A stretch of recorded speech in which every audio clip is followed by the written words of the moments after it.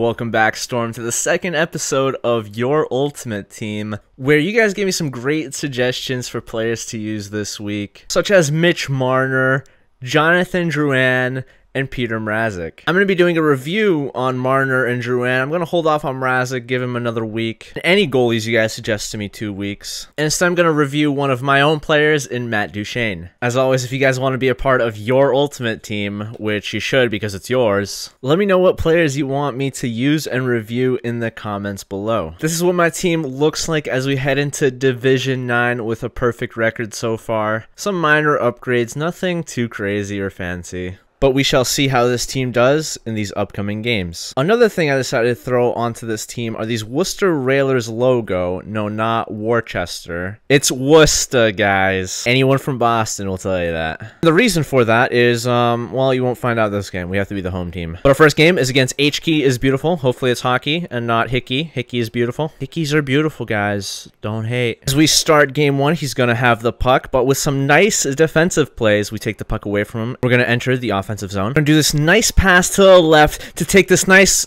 Oh, maybe we won't be taking a nice shot. We're on the power play though, and off the power play, we get our little one-timer. Took a little bit longer than usual to get there, but regardless, we get the first one on the board, and it's Jonathan Drouin who ends up scoring the first one of episode 2. Though to be fair, anyone could have been in that position and scored that goal. Whatever, it's cool. Empty net in front of you. If you miss, we'll make fun of you. If you score, well then... Oh, he scored. It's a very similar one-timer to mine, and it's a tie game. The forecheck is strong with me here as we take away this puck multiple times, and when we take it away for the second time, Larkin's gonna come in on the left side, and that's another easy one-timer. In the neutral zone, he's gonna have the puck, but just a quick poke check gives it right back to us. We enter his offensive zone. Larkin's going in. Kind of a weird play. Larkin gets the puck back and then passes it to an open McDavid, who gets the same type of one-timer as the first two. He thinks he's going to have an odd man rush right here, but my poke check cancels it out. Well-timed poke check by me. Still in the first period. It's 3-1. We get an opportunity right here for this one-timer. Oh, wait, no, that's... I thought that was gonna be just like the other one-timers. Turns out we actually take a different shot this time. My apologies. No, not strategies. We've already been down that road. Drouin's on a breakaway. He comes out with the goalie, but Drouin still holds on to this puck to score another goal.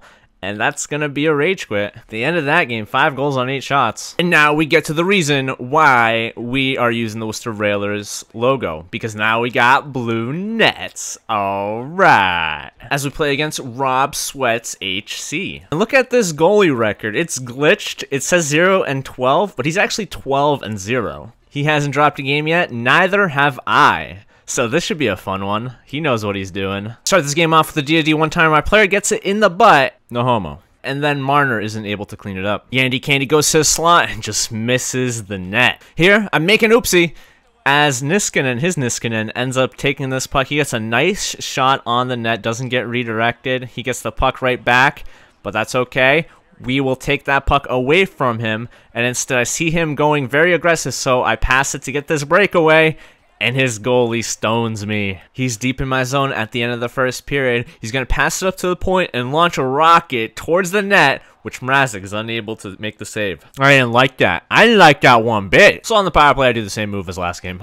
Yeah, tying it up. And again, it's Drouin. Same place, same time. As always. And at this time, I'm going to give you guys my review of him. And let me tell you, I am thankful that you guys recommended him to me. As of September 18th, this beast costs 3,000 to 4,000 coins, which is very cheap for a person with those stats. He's fast, he has a decent shot, can position himself very well because of his awareness. His highest stat is deking, so he can pull off a lot of the new dekes. So I'm giving him a 9 out of 10 for offense. For defense, all he has going for him is his speed and his discipline. His size also hurts him. All of his other important defensive stats are under 85, so I'm giving him a 5 out of 10 there. Finally, I have his synergy. He has 1 point in dangler zone, and he doesn't need it because he's already a good dangler. You saw his stats.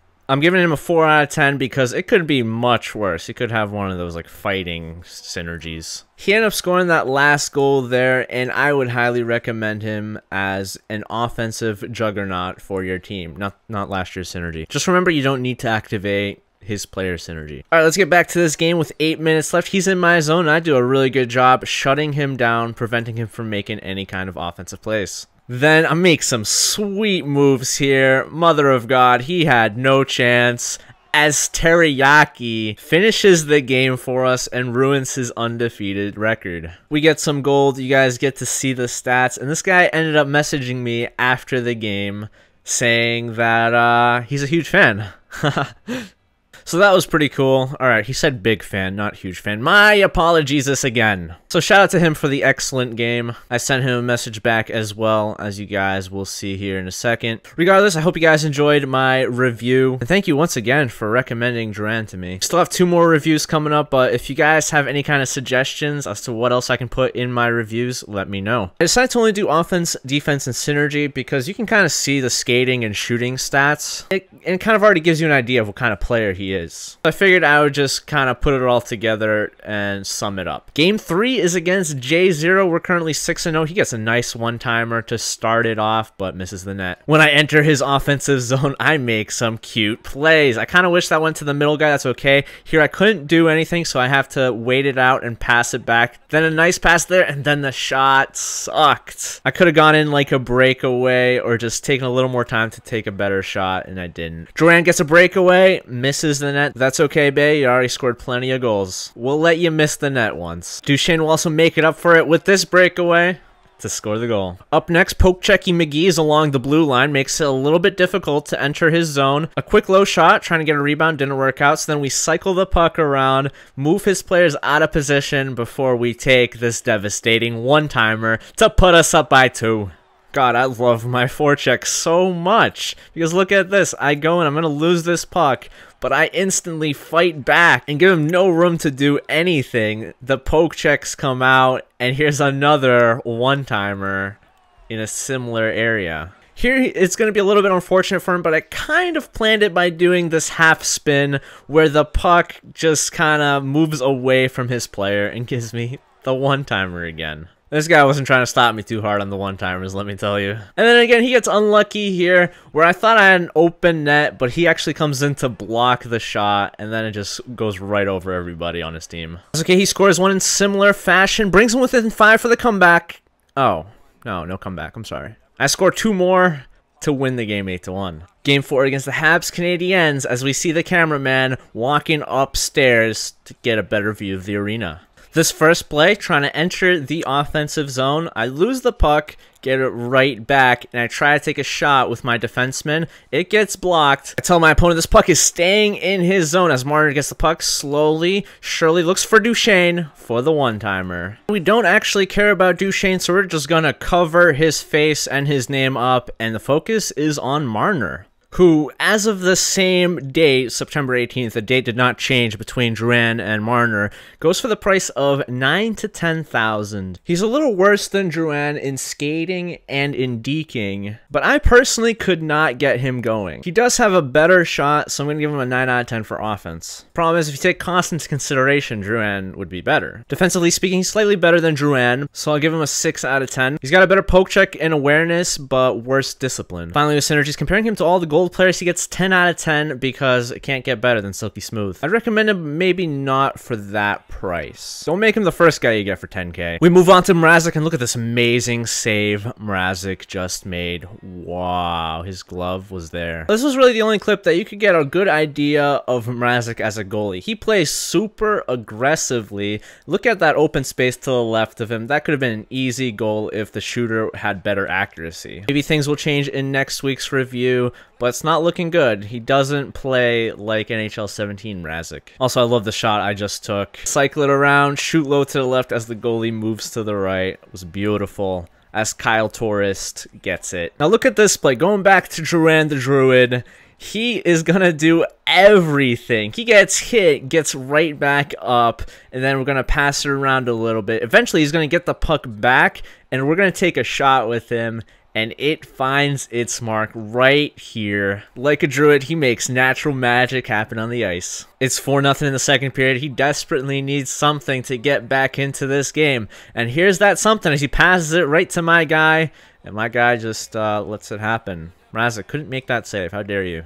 Not his fault. It was just unfortunate. As the Habs fan gets up and starts talking trash. Yeah, we're the greatest after that goal. This next play, we cycle it around for what seems like forever, but one of these days we take a really good shot when I feel like it. I mean, I tried to shoot earlier and he didn't let me.